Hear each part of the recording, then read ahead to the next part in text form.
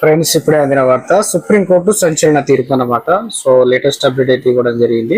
So ఆ వివరాలు ఏంటనేది కూడా వీడియోలో తెలుసుకున్నా. వీడియో చివరి వరకు చూడండి, అర్థమవుతుంది. ఒకసారి ఛానల్ సార్ తప్పకుండా సబ్స్క్రైబ్ చేసుకోండి. చూస్తున్నారు కానీ లైక్ చేయడం మర్చిపోతున్నారు. వెంటనే లైక్ చేయండి. వీళ్ళకి అయితే వెళ్ళిపోదామండి.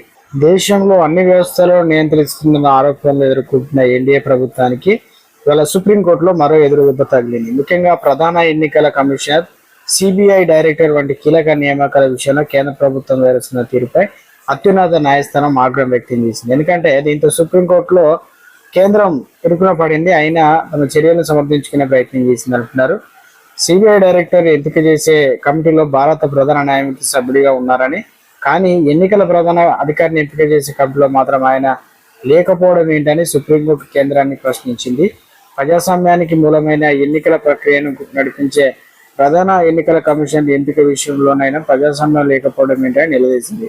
ప్రధాన ఎన్నికల కమిషనర్ నియామకం ప్రక్రియను సంబంధించి కేసుపైన సుప్రీంకోర్టు విచారణ అయితే జరుగుతుందన్నమాట.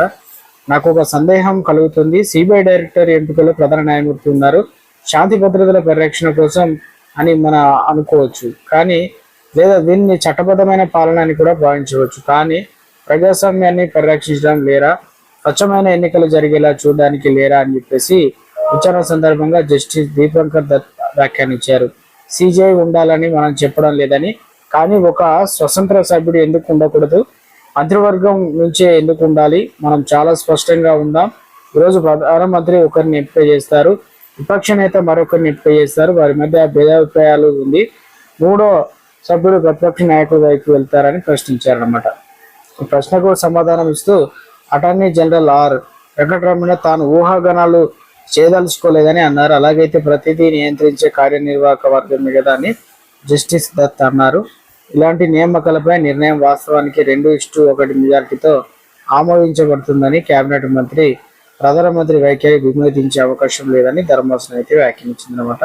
సో ప్రాథమికంగా మనల్ని కలవరపరిచే విషయం ఏంటంటే కార్యనిర్వాహక వర్గానికి వీటో అధికారం ఎందుకుంది, ఇన్ని పూర్వపు తీర్పులు ఉన్నా కూడా తర్వాత కూడా కేసు గురించి పార్లమెంటు తెలియదా, చట్టాలు రూపొందించే అధికారం పార్లమెంట్కి ఉంది అని చెప్పేసి సుప్రీంకోర్టు అంతిమ నిర్ణయం అయితే మీకు నచ్చకపోయినా చట్టాలను వ్యాఖ్యానించే అధికారం దానికి ఉంటుందని జస్టిస్ దత్ అయితే స్పష్టం చేశారనమాట.